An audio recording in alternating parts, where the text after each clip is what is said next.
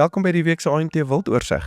Ons kyk weer die week na die nuutste familiegroep of teelgroeppryse van die afgelope week en gesels ook met Franco oor dierveilings en of daar nog plek is vir kleiner wildsboere in Suid-Afrika.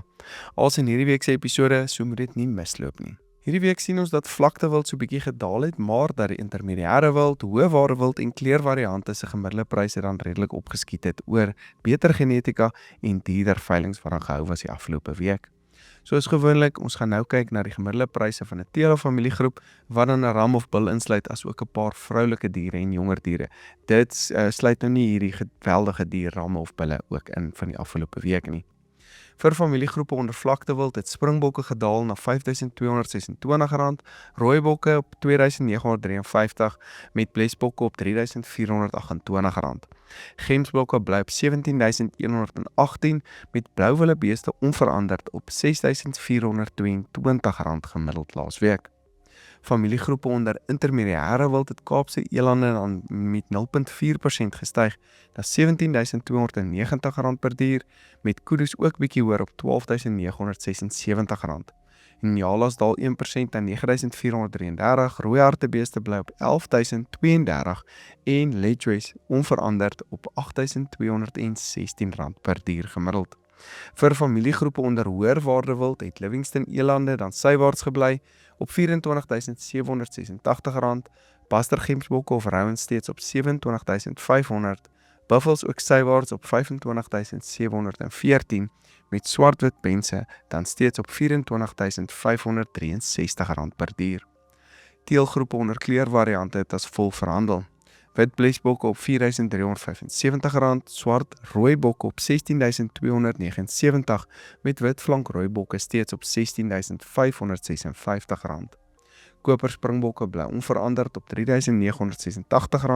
swart springbokke op R3,075 met wit springbokke op R8,558. Gouwillebeeste het verder gedaal na R9,071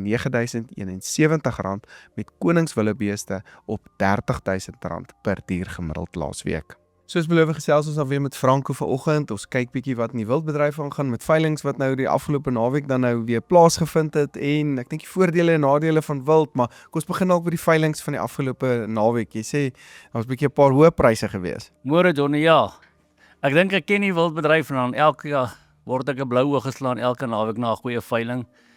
Diere wat net ongekende pryse kry. Ons weet, ons praat altyd Wat het uitgestaan vir? Die buffels het my heeltemal verras. Die buffels het my heeltemal veral in hierdie back and close proses of periode wat ons nou is, het buffels my by verre verbaas. Vroulike diere, ek is wel dragtig van sekere ander groter bulle en so aan en goeie genetika, maar buffels het my bly verras. En ek sê self die gewone wild het, kan ek sê die teervariasies het nog steeds hulle pryse behou en van hulle het beter gegaan as ek ooit gedink het dit sal gaan.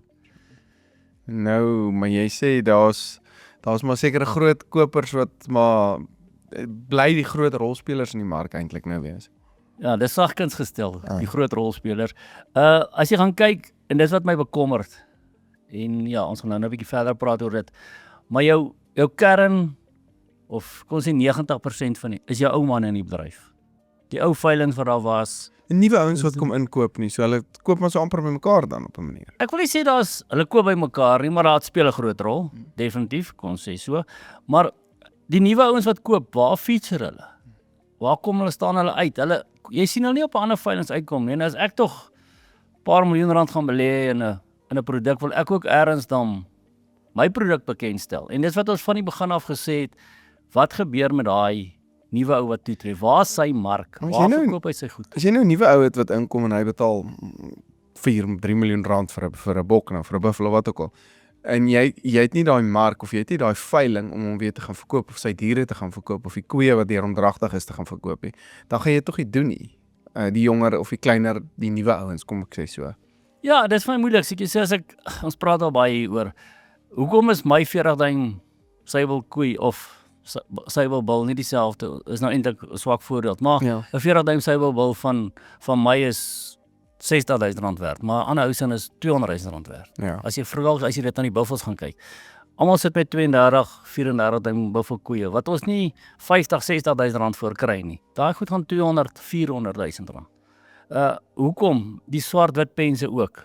Swart-wit pens is 'n gemiddelde prys nou op gewone diere. Ek praat van ons het nou dag 30 duim koeie gelaai vir goeie pryse. En verstaan, dit was nog ver onder die veilingspryse vir hierdie kwaliteit veilings. Verstaan, dit is daai sommetjie dink ek is wat baie ouens negatief maak om wel regtig toe te tree tot die mark is nuwe ouens, maar waar gaan hulle met hulle diere heen gaan? Want hulle gaan nie plek kry op daai veilings om hulle diere te bemark nie. Dink jy daar's 'n probleem dan dat die goeie genetika of net in kom ek sê sekere hande nou bly, maar die ander spelers wat dan nou eintlik meer markgerigte pryse of meer markrelevante pryse dan nou kry, gaan dit nou al twee verskillende markte begin raak of wat dink jy kan nou as dit aanhou soos dit aanhou? Definitief sien ek nou reg sê ek moenie negatief wees oor die goed nie, maar ek is realist oor baie goeters. Vir my gaan die gewone klein ouetjie moet net dieselfde voordele as 'n groot ou. Hy moet ook daai platform hê. Nou sê ek die groot ou verkoop sy swart-wit penskoei vir R100 argumente onthou. Wat gebeur met die ander 30 wat hy het? Wat se prys gaan hulle? Gaan hulle dieselfde gaan as wat my 30 gewone koeie gaan? Ja. Daai sommetjie klop nog nie vir my lekker en ek dink dis wat vir die ouens nie negatief is nie, maar half nog onsekerheid skep in die mark. Dis 'n uitdaging en ek dink mense moet weet as jy in enigiets betrokke raak, begin jy onder. Dis enige werk, enige ding wat jy begin onder, jy moet jouself opbou en my respek verdien. Maar ook dit help jy gaan spandeer geld en jy kry nie geleentheid om jou diere ook op 'n ordentlike platform te bemark. Ja. Nee, dis waar. Nee, ek dink mens en ek hopelik hierdie gesprekke wat ek en jy het kan bietjie die speelveld gelyk maak en ek dink wat ek oor die algemeen by ANT probeer doen is ek probeer die kompetisie in die bedryf hoër kry en dan as jy deursigtigheid in 'n bedryf kry, dan kry jy 'n beter kompetisie en almal kan beter besluitneming op dit neem. So dis maar groot mikpunt vir my van ANT se kant af, ja. En wat ek net wil daarvoor dankie sê ook, maar die ander ding wat ek sien is sosiale media se bemarking. Het jou, kom ons noem dit jou bargains in die mark weggevat. Ja. Want almal weet wat min of meer wat is 'n gewone prys nou. Gaan kyk selfs na implementveilings. Jy gaan nie meer sommer 'n bargain koop nie. Want die ouens weet luister hierso, daar's klomp ouens wat implemente adverteer, daar's klomp ouens wat beeste adverteer, daar's klomp ouens wat wild adverteer, daar's klomp verstaan so die ouens het redelike markprys kan ek sê. Jy gaan nie meer 'n swart-wit pensbul koop vir R200,000. 'n Vriend van my die naweek gaan koedobulle skiet vir R5,000. Omrede dit 'n probleem is vir die ou. Maar daai ou verloor geld en weer eens is sy besluit gewees om dit te doen. Verstaan of dit wat die rede ook al maak nou nie saak nie, is ver om te ry dis wat. Maar ek dink dit daai afgeleë plekke het nog nie die waarde van hulle produkte besef nie. Daar is regtig waarde in sekere goeder. Maar wil ek by jou hoor nê, Franco, as jy nou 'n beesboer of 'n graanboer, mielieboer of 'n sojaboer of wat ook al is, wat is die voordele en nadele om vir jou kampie daai kant te maak en bietjie wild te begin boer? Is daar sal jy so iets aanbeveel? Wat moet jy ons nou kyk? Wat is dalk 'n positief en die is as mense nie die pryse kyk en dink jy mense moet dit dalk doen. Nee, ek dink definitief daar's 'n geleentheid. Kom ons kyk dan die voordele van wildboerdery. Dis lae onderhoud. Dit is min risiko. So dit is sy voordele. Hy het nie soveel aandag nodig nie. Jy kan hom op uitvalgrond kan jy dit doen wat dalk nie geskik is vir iets anderster nie. So jy kan dit daar gaan doen. As jy gaan kyk na die proses, as jy dit nou volgens wat ek nog steeds sê wild is privaat besit, dan dien al hierdie goed nodig nie, maar nog steeds jy het 'n kamp nodig. So draad kos duur, omheining kos duur. Om infrastruktuur te skep kos baie geld. En dit wat baie ouens afsit. As jy gaan kyk, ek weet nie wat die onlandse draad koste nie, maar jy gaan kyk na R120,000 plus 'n kilometer om draad te span. So jy het 'n redelike stukkie dan nodig om toe te span. Jy het jou springers en jy het jou nie springers nie, verstaan, wat jy kan aanhou. Hoëveld goed kan jy ook meer kyk na jou springbokke, blesbokke wat net kruipers is, gensbokke, daai tipe diere. Maar jou ander diere wat die springers het, jy weer goeie heininge nodig. Dan moet jy kyk wat jou predator aanslag op dit. Gaan jy met elektriese heining sit, gaan jy met siltraad sit. Al daai tipe goedjies. So ja, ek dink definitief as ek gaan kyk na die ouens wat nou almal stroop nou of almal is al verf of amper klaar of wat ook al. En hoeveel van die ouens wat wild het, begin daai goed ook nou skuif. Juis om hierdie half nie te kort nie, maar die swakker prys wat hulle nou kry vir om daai kan ek sê finansieringskostes te begin delg met hulle wildgetalle. Verstaan, dis nie altyd die bees wat dit kan bydra nie. Dit is nog nie regtig speentyd nie. Speentyd is dalk verby vir sekere ouens. So daar is 'n bron van inkomste wat die ou nog het en ek sê altyd probeer daai mandjie ook eers vol kry. Die nadeel van wild is dis nie beeste nie. Jy kan nie in 'n kraal gaan jag en op 'n trok laai en veiling toe vat nie. Ja. Jy moet hulle 'n vangspan hê, jy moet passiewe boumas hê, jy moet 'n veearts hê. As jy 'n groot stukkie het, gaan jy 'n helikopter nodig hê. So jou kostes om jou dier te bemark is baie hoër as wat dit is met bees of skaap. Ja, dit sit nogal baie druk in ja, op die besluitneming in elk geval van dit. Maar ek dink veral soos jy na jou laer intensiewe areas toe gaan of jou laer potensiaal areas, soos in die Karoo toe gaan en jy gaan, dan is dit amper iets wat jy moet na kyk. En dit kan vir jou addisionele inkomste nie net vir verblyf nie, maar dis iets wat iemand wat onder kontantvloei is, eintlik kan in ag neem. Ja, as ek sê ons praat altyd oor die landbousektor wat groter raak.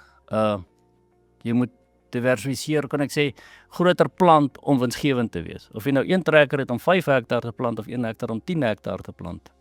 Dit is definitief ding. Nou begin die boere al 5, 600, 3000, 5000 hektar plant om 'n winsgewende ding te hê. So dit gaan nie altyd vir hulle om meer grond hê, dit gaan oor winsgewendheid.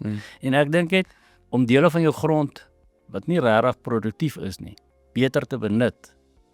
Dink ek gaan die ouens dalk 'n paar rand ekstra kan kry.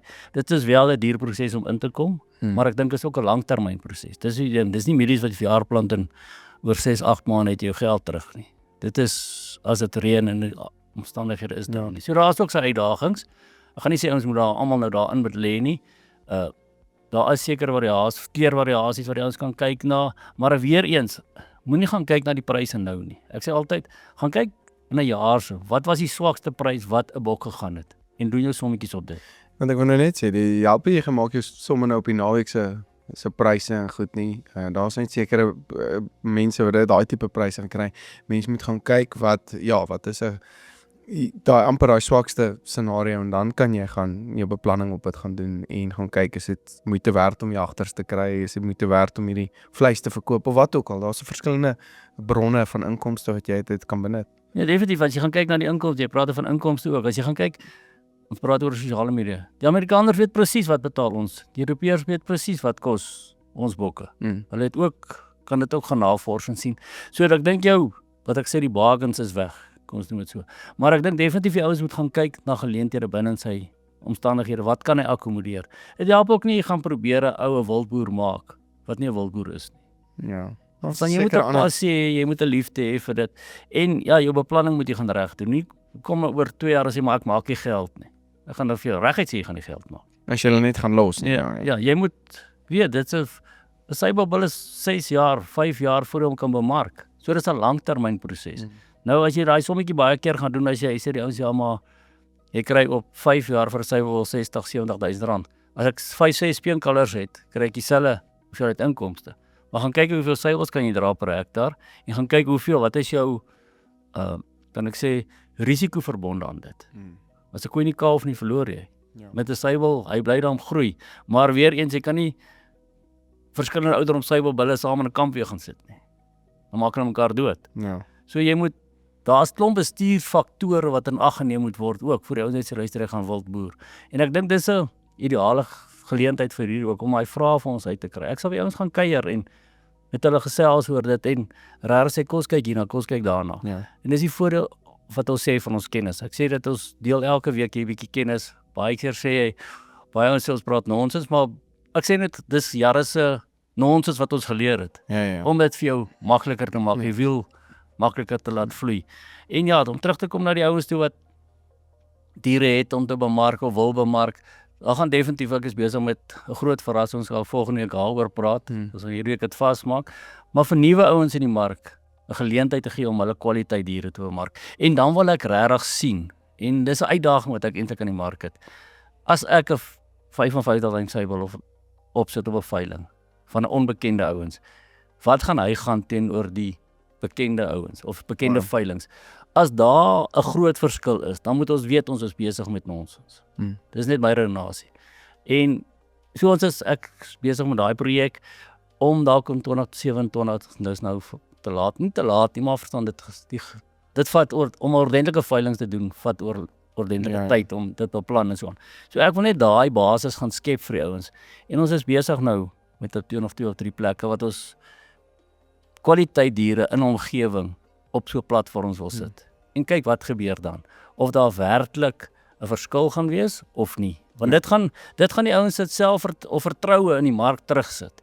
As hy sien, hierdie ou kry vir sy 55.000, sy wil R100.000, maar 'n ou kry R2.5 miljoen, dan weet jy mos iets is nie reg. Ja. So al gaan hy net kon sê 75% van die ou teelers se prys, dan dink ek ons is in 'n goeie plek. So ek dink ons is daarna, is ons ernstig op. En ek's 'n groot mark wat gemis word en ek dink ons is besig om daarna te kyk. Ja, dis baie opwindende tye en ons sal hulle verseker die kykers op hoogte hou van hierdie verwikkelinge. So baie dankie vir jou moeite ook en ek dink om vir kleiner oudjies ook 'n platform te gee om dalk so 'n bietjie beter geldjie te verdien, maar ek dink om ware vir hulle kwaliteit diere ook te kry. Ek dink dis 'n belangrike beginpunt. Maar so baie dankie vir jou tyd vandag, Franco. Baie insiggewend en asseblief stuur vir ons vrae as jy wil hê ons 'n bietjie gesels oor 'n paar goed. Franco het leeftyd se kennis wat hy met ons kan deel in die wildsbedryf en so 'n bietjie kyk waar ons kan help en hoe ons kan help. So baie dankie, Franco. Dankie, geniet die wildboerdery. Baie dankie dat jy ingeskakel het hierdie week. Skakel gerus in volgende week waar ons weer vir jou die nuutste nuus en pryse in die wildsbedryf van Suid-Afrika bring. Tot volgende week.